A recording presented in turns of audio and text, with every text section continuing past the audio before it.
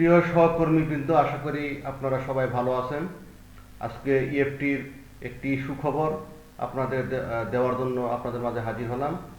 সুখবরটি হচ্ছে যে ইএফটিতে দ্বিতীয় তৃতীয় ধাপে সব শিক্ষক একসঙ্গে বেতন পেতে যাচ্ছে। আজকে EMIS education management information system EMIS এর ফেসবুক পেজে খবরটি জানানো হয়েছে। বলা হয়েছে যে ইএফটিতে দ্বিতীয় ধাপে এবং তৃতীয় ধাপের শিক্ষকদের যাদের নাম ইনপুট শিটে দেখা যাচ্ছে তারা সকলেই বেতন পাবে, কিন্তু এখানে একটি বিষয় হলো যে নাম বা অন্যান্য ভুল যেগুলো রয়েছে সেগুলো সংশোধন করতে হবে। বেতন পেলেও সংশোধন করতে হবে। আপনাদের একটু যদি দেখাই, দেখেন এখানে দেখেন তৃতীয় ধাপে যাদের ইএফটি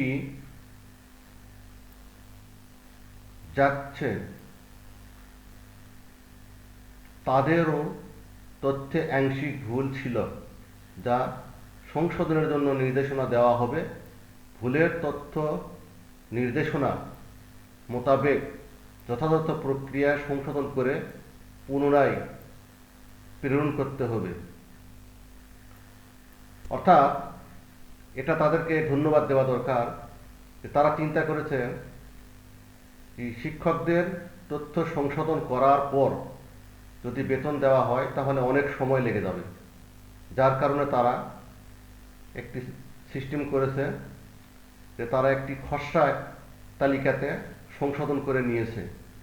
সেই সংশোধন অনুসারে তারা ইএফটির সঙ্গে আইব্যাসের সঙ্গে ম্যাচিং করে শিক্ষকদের বেতন আপাতত দিচ্ছে। এটা একেবারে ফাইনাল নয়। ফাইনাল করার জন্য ইএফটিতে এবং আইবাস ফাইনাল করার জন্য যে সকল শিক্ষকদের ভুল রয়েছে তাদেরকে, যাদেরটা সংশোধন করা সম্ভব নয় তাদেরকে তারা নির্দেশনা দিবে, কিন্তু বেতন ভাতা চলমান থাকবে। কিন্তু তাদের পরবর্তীতে সেই সংশোধন করে আমাদেরকে দিতে হবে। এখানে দেখেন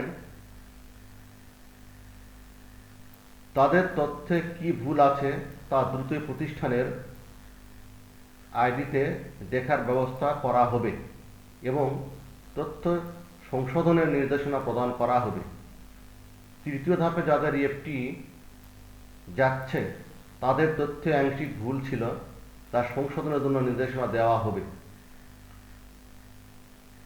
ভুল থাকলেও বেতন দেওয়া হবে, কিন্তু পরবর্তীতে এই ভুলগুলো আমাদের সংশোধন করতে হবে।